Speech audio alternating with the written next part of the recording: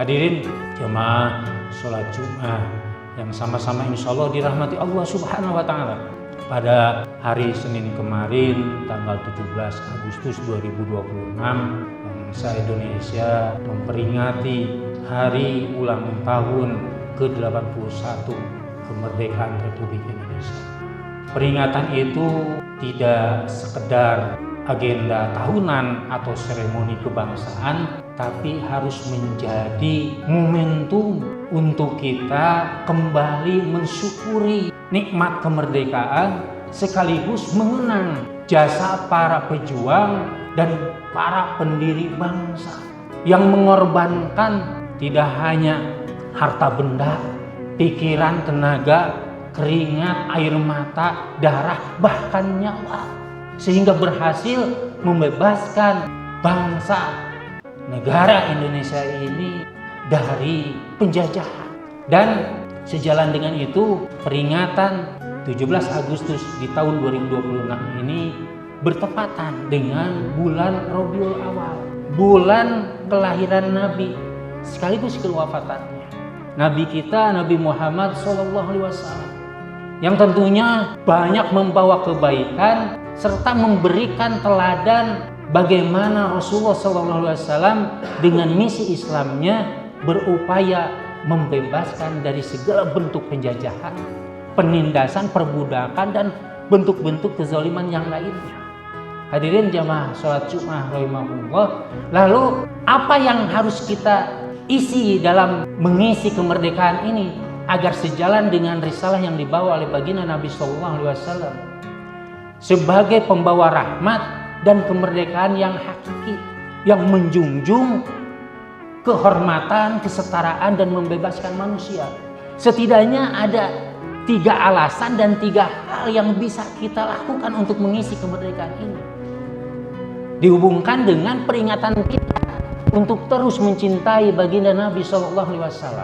Yang pertama, baginda Nabi SAW diutus Allah Subhanahu wa Ta'ala tidak hanya untuk memperbaiki akhlak manusia, tapi juga bagaimana mempunyai tugas membebaskan manusia dari segala perbudakan, penindasan, kejahiliahan, kebodohan, menuju cahaya Islam yang bermartabat, yang mempunyai kebermanfaatan bagi yang lainnya, rahmatan lil alamin. Satu saja yang bisa kita lakukan untuk hal tersebut, untuk menghilangkan kebodohan, kita dituntut untuk terus belajar dan belajar, menuntut ilmu. Satu ungkapan, utlubul ilma minal mahdi ilal lahdi. Tuntutlah ilmu itu sejak buayan sampai ketika kita dimasukkan ke dalam liang lahat. Dan dalam satu hadis riwayat Imam Ibnu Majah, kewajiban untuk setiap muslim baik laki-laki maupun perempuan dalam menuntut ilmu, sabda Nabi SAW, thalabul ilmi faridatun ala kulli muslimin. Menuntut ilmu kewajiban bagi seorang muslim. Inilah yang akan merubah keadaan dari kegelapan kepada yang lebih terang, dari kebodohan menjadi lebih tahu. Tapi ingat, ilmu itu haruslah bermanfaat, karena sebaik-baiknya yang bermanfaat itulah yang dikatakan oleh baginda Nabi SAW sebagai manusia terbaik. Hadis riwayat Imam Ahmad disebutkan sabda Nabi, khairun nas anfa'uhum linnas, bahwa kita jangan sampai merasa soleh sendiri, jangan mempunyai kesolehan pribadi bagaikan sekuntum bunga yang mekar tapi tertutup dalam kotak kaca, terlihat indah, terlihat baik, terlihat bersih, bahkan terlihat cantik, tapi harumnya tidak terasa. Harus bagaikan sekuntum bunga yang ada di taman yang bisa dinikmati orang-orang sekitarnya. Ibaratnya jangan menjadi air yang diam saja dalam kolam yang tenang, tapi harus menjadi air, bahkan sumber air yang bersih di hulu sungai, mengalir dengan deras, menerjang batu karang, mengairi, menghidupi sawah-sawah yang kering, berani kotor, menerjang, terus mengalir walaupun berliku. Itulah yang dituntut oleh baginda Nabi SAW.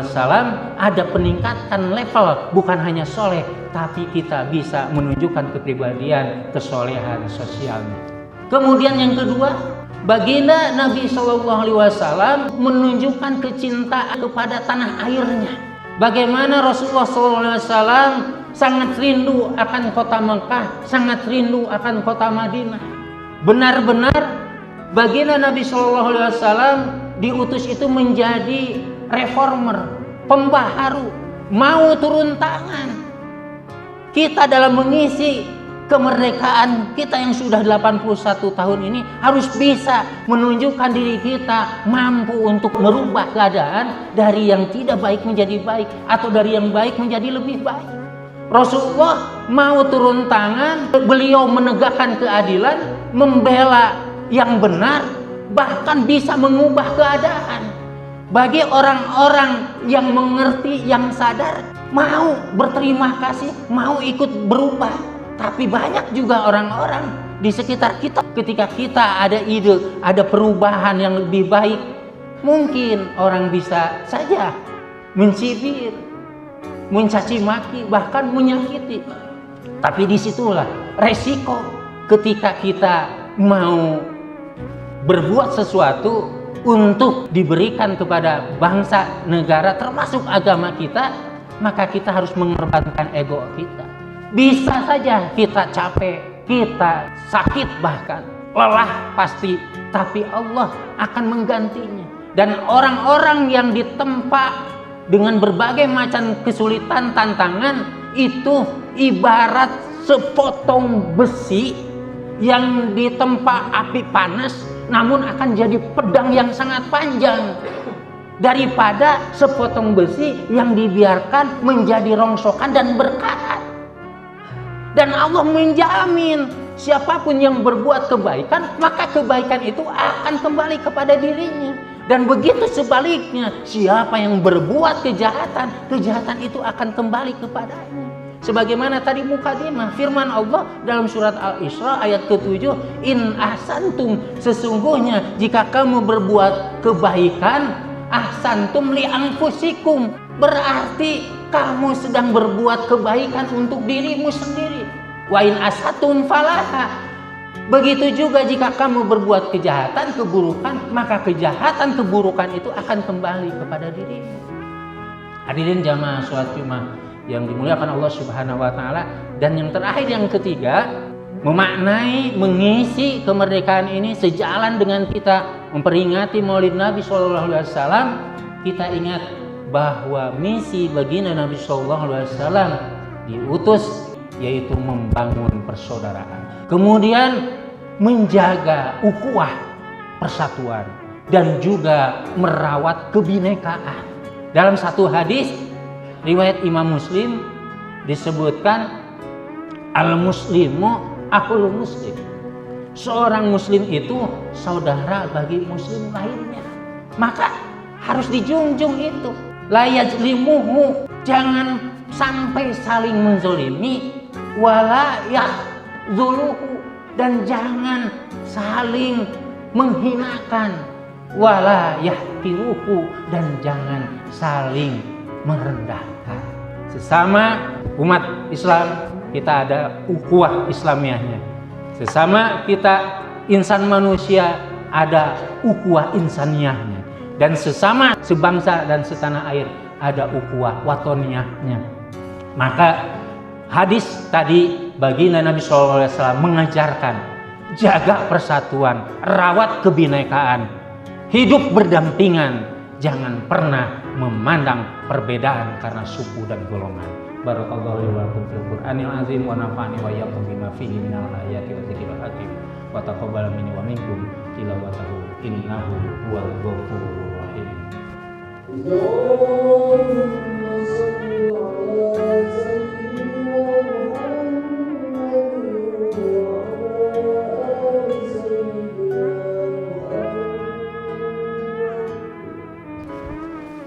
Innal hamdalillah nahmaduhu wa nasta'inu wa nastaghfiruhu wa na'udzu billahi min شرور أنفسنا ومن سيئات أعمالنا من يهد الله فلا مضل له ومن يضلل فلا هادي له أشهد أن لا إله إلا الله وحده لا شريك له وأشهد أن محمدا عبده ورسوله لا نبي بعده اللهم صل وسلم وبارك على سيدنا محمد بن عبد الله وعلى آله وصحبه ومن والاه أما بعد يا أيها الذين آمنوا اتقوا الله حق تقاته ولا تموتن إلا وأنتم مسلمون.